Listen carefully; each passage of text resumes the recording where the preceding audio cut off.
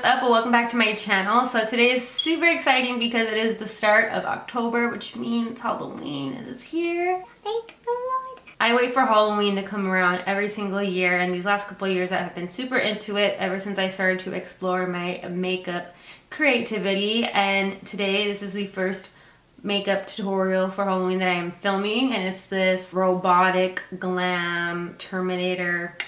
I have been planning out my looks all year, writing things down in my notes on my phone, screenshotting artwork when I see something that inspires me, and today I'm sitting down and I filmed my first Halloween tutorial. I don't know if this is actually going to end up being like my first tutorial or what's going on, but this is the first time that I am sitting down and filming a Halloween tutorial, and I love how this came out. You guys, throughout the tutorial, I have super bad allergies right now, so I'm going to be constantly blowing my nose, and if my nose looks red, it's because I was freaking blowing it and I kept sneezing, and you guys, it's rough right now. I don't know why this is even happening, but whatever.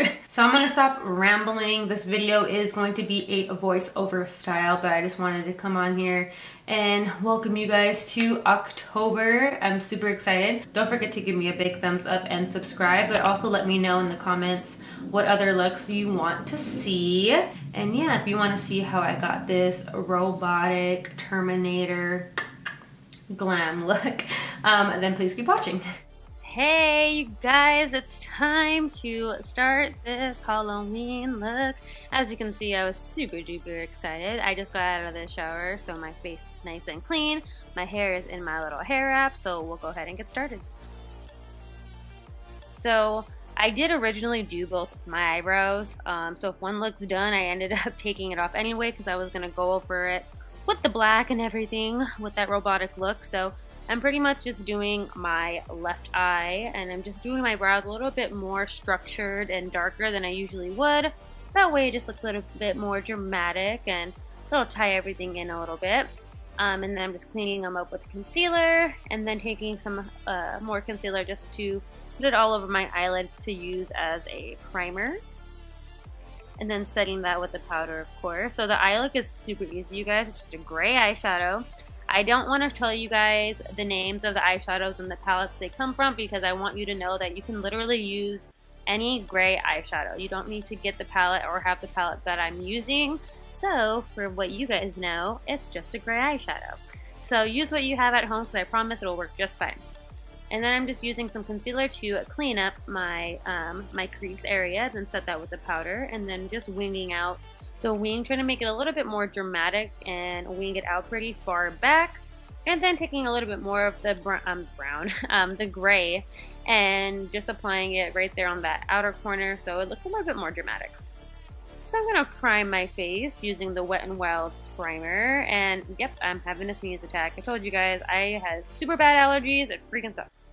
So as you can see, I mixed some white body paint into my foundation just to make my foundation a little bit lighter. I totally forgot that I have a foundation that's pretty light for my skin tone right now, so I could have just used that, but that wasn't what crossed my mind at the time, so that's not what happened. But if you have a lighter foundation, it might work. And then taking this beat up beauty sponge, I need to get a new one. I just used that to make sure there was no streaking from the brush and the body paint. And then I'm heavily setting my face with translucent powder. So here I am going to start stenciling out where my skin is going to be broken through, and you see that I am actually a robot. So I'm just using the light brown eyeshadow just to map out where I want that, robotic skin to break through. And the good thing about using like an eyeshadow before going in with like a liner or something is that if you mess up, you can just easily wipe it away and try again. I do that a lot, just to make sure that I have the perfect shape that I want and that there's enough room to fill it in and make all the little robotic lines and all that kind of stuff. So make sure you give yourself enough room as well. And then here I'm taking some white body paint with a little bit of black just to make this light gray mixture. And these are paints from Walmart. Pretty basic. They're cream paints. So the best way to make sure that there's no streaking is just to add a little bit of water and do a light layer, let it dry, and then do another layer to make it more opaque. So don't go in with just the straight like cream paint, because it might get a little tough. But here, you don't have to do this step, but I'm showing it because I did it. And I'm just putting a little bit of that gray onto my lid, but at this point, I didn't know I was going to make my lid completely black. So you can totally skip it because, like I said, we're going to cover it with black anyway. And then that is my mouth little area that I'm filling in there. And I don't know why I decided to start going in with the black eyeshadow, but I was just like, why not? Because it was looking a little weird and I needed to convince myself that this was like on the right track. So once I put that black, I was like, okay, I kind of know what I want to do. And I kind of wasted my time putting that cream paint on my eyelid because it did make my eyeshadow on my lid crease a little bit since it wasn't like a primer or anything, but it's totally cool. So here I'm taking a light gray, not a light gray, more of like a darker medium toned gray eyeshadow to start some shading, some basic shading. And you're going to see me looking to, it'll be your guys' right, but I was looking to my left. And I have a mirror right there because I want to make sure that it looks pretty three-dimensional and that we have all the correct shading as if the light was hitting our faces directly. You want to create the correct shadows. So I'm starting on all the edges. I do eventually pretty much make it black, but I'm just gradually building up that shading, and yeah, that's pretty much what I'm doing here. And this took me about an hour total for this whole look, but I did speed up a bunch of the clips that way, you know, just timing purposes. I don't want you guys to have to sit here for an hour and see me shade all this stuff, so just take your time as well. I just started towards like towards my ear, I guess. I started the shading, and then I don't know, I just ended up going over the whole thing and shading everything.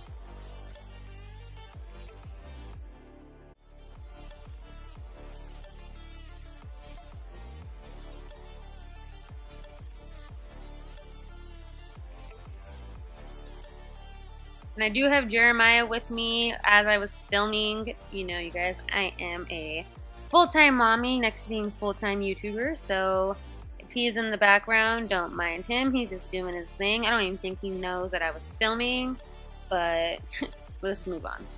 So now I'm taking my Wet n Wild. Actually, I'm not. I'm actually taking my e.l.f. liquid liner because I went out and bought one, so I wouldn't waste my Wet n Wild one since it was going to be for these purposes only. The e.l.f.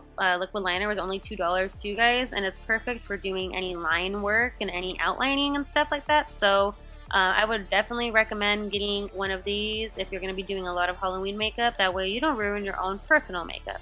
And also make sure that you get some actual paint brushes as well, because you don't want to mess up your actual brushes, because when we get to the blood, you'll definitely ruin whatever brush you use. So here I'm just, you know, outlining everything, but to be completely honest with you, as you can see from the final result, I'm gonna cover it with all that gooey blood anyway. But I don't know, I just thought it was gonna help me a little bit better when it came to the shading, because it'll just make that perimeter of our cut thing, our skin or whatever, it'll make it look even more dark and dramatic. So I did it for dramatic purposes. And if it gets a little patchy, just take your finger and just pat it out and blend it out. It's totally fine because we're going to cover it anyway. But just take your time with this and you should be good to go. Now, as you guys can see, I'm basically shading around the edges, going inwards, but leaving that center open and just having a really nice blend there to really help that three-dimensional look come into play.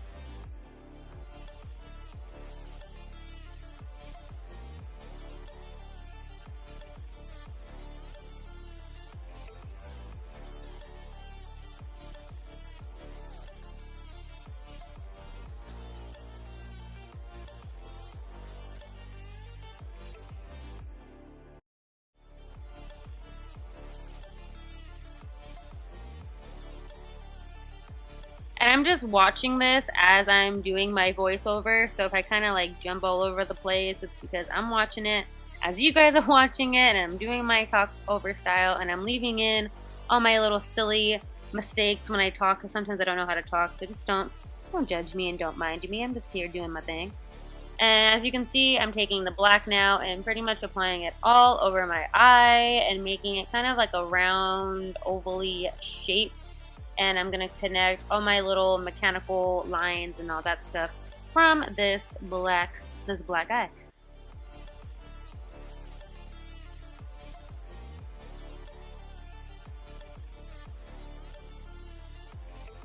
And now I'm using some black elf gel liner to tightline my waterline and the upper waterline. Now I'm taking some of that same light gray mixture and highlighting the center of the mouth right there, because that's where my teeth are gonna go. And I do really basic teeth, you guys. Like, there's nothing to it. It's a line, and you make other lines go in the opposite direction, and then you connect them, and then there you go. You have robotic teeth. I wasn't gonna make human teeth because I'm not a human. I am a robot. So I just did little squares basically, and then setting them with the white eyeshadow just to highlight them, and then I go back in and do a little bit more extra like highlighting and shading where I thought it was necessary. So that's what you see here.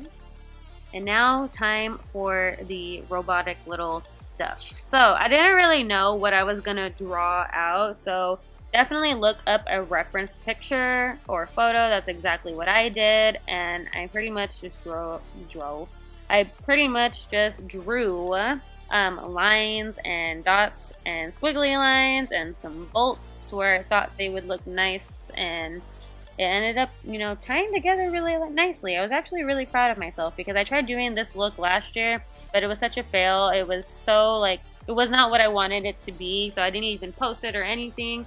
But this is exactly how I wanted it to come out last year, so I'm so happy I didn't give up and I tried again and I took my time and I really like it. So I'm just putting a bunch of little lines overlapping other lines and some bolts and everything to try to make it look as three-dimensional as I guess I could.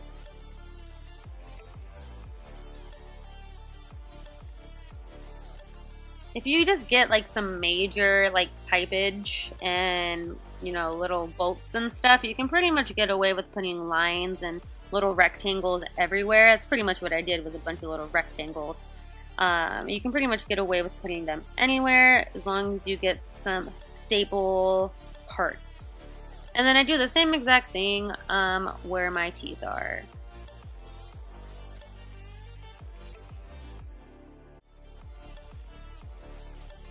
So now I'm going to just fill in some of those little pipelines with some black liner, and then I'm also going to take a little bit of that gray mixture and highlight certain parts that are supposed to be above everything else, like I said, just to really add to that three-dimensional feel. So I just highlighted the bigger pipage, and I don't even know if that's a word, you guys. Pipage, it sounds like a word to me, so if it's not, you guys just heard a new word. You heard it here first. I'm going to trademark it. So I'm just highlighting everywhere just to make sure everything kind of flows together. And then we're going to move on to the bloody scab. I don't know. I feel like when I say bloody, I have to say it like that, or like it just doesn't count.